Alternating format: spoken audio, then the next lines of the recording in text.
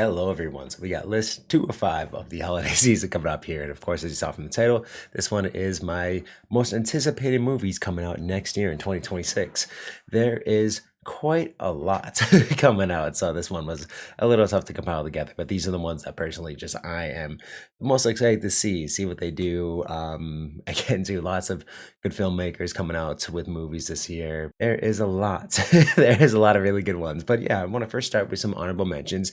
These are ones that just narrowly missed out from the top 10 here, and they are going to be Digger, Disclosure Day, and Ready or Not too. So again, too, we just got our first trailer for Digger, starring Tom Cruise, and again, too, having such talent from the director of Birdman, and it's just gonna be very, very cool to see what they do next with this. I feel like it's going to be absolutely a hilarious disaster comedy, is what I believe the tagline of it was. But very, very excited for this one. Disclosure Day, Steven Spielberg's newest Alien movie. The first trailer is very eerie and creepy and suspenseful. So I'm really excited to see how this plays out when the movie comes out. It looks really, really good just from the first trailer.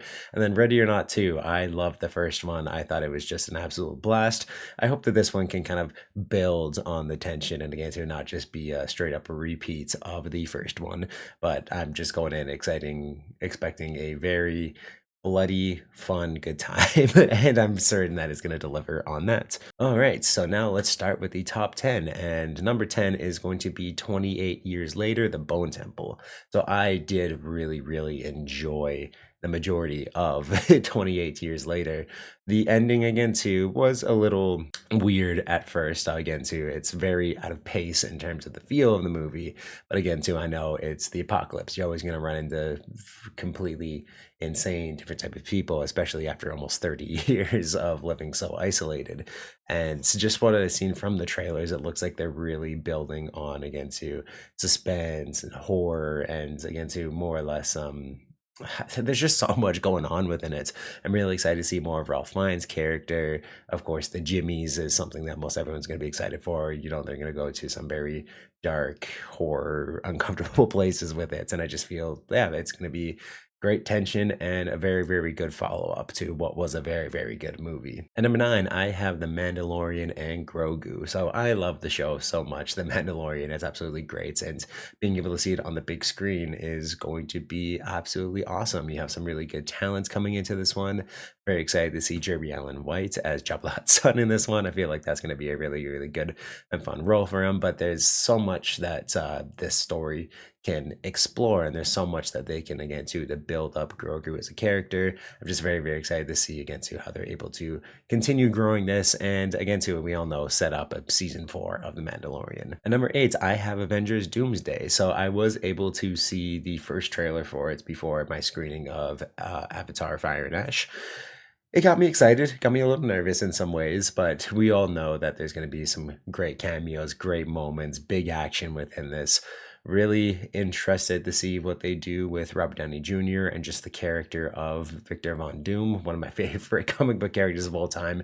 Very excited to finally see him brought into the MCU, and I hope that they do it justice. There's again to a lot of almost fear because this is such a big project, and just seeing how Marvel's going to pull it off, but they usually do pretty well when it comes to the bigger events like such Avengers movies. And again to be setting up Secret Wars is going to, yeah, there's just a lot that this movie needs to do, which just makes me all the more excited for it. And number 7, I have Clayface. So just all the buzz around this movie and some of the scenes that we've seen, again to having someone like Mike Flanagan attached to the project, it's going to be very heartfelt, but again to just dark and creepy and eerie, and Clayface is again too just a perfect character to bring into this new DC universe. I know that they've already kind of brought him in during Creature Commandos, but seeing that origin and how broken, and again to even being able to see Gotham and just how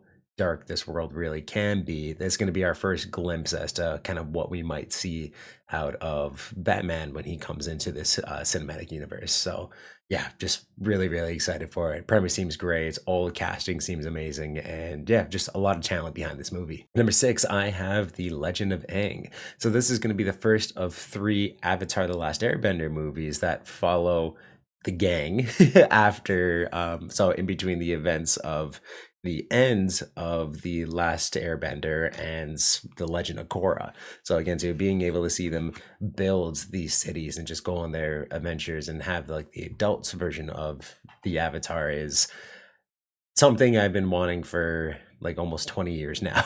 It's gonna be awesome, being able to just kind of see how these characters grew up and shaped their lives, and again, too, just grew together. Such a perfect cast of characters, and yeah, it's just I know that they're gonna follow it very, very well. And number 5, I have Hunger Games: Sunrise on the Reaping. So I really, really enjoyed reading this book when it came out earlier this year. I do think it's one of the better Hunger Games books, and I feel like it makes for a really, really good movie. And from the first trailer that they've shown, it seems like they're doing it justice. The casting's been absolutely great. The music in these movies is always really, really good. Same with the direction. And yeah, the book was like more or less written for the screen. I could tell when I was reading it. So I just know that they're going to do a really, really good job with this. A lot of people aren't ready who haven't read the books for how heartbreaking this book is going to be.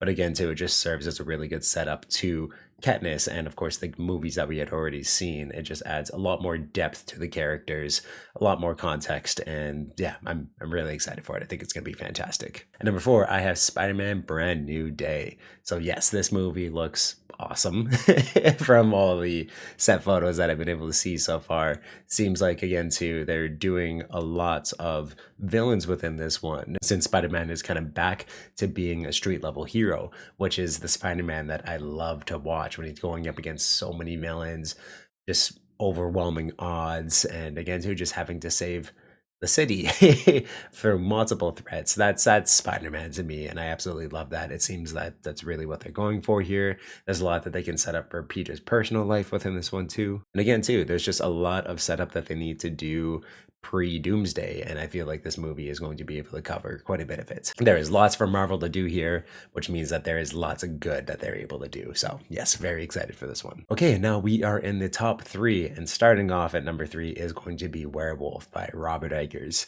I love his movies. You can see here with the Nosferatu posters.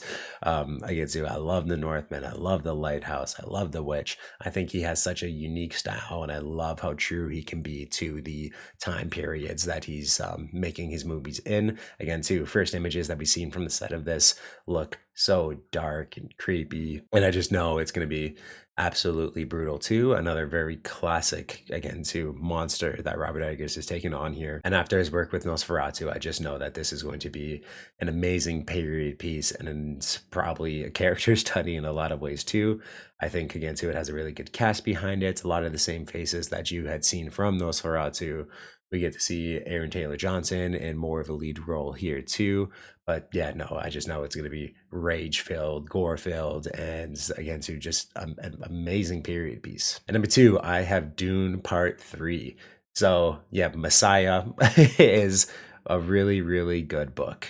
It's a very, very good book. And I do feel like most people, when they watch it, are going to be very uncomfortable. They're not quite going to like it, but there's some amazing set pieces, some amazing action sequences, and again, too, just a lot of really great storytelling and character depth coming into this movie.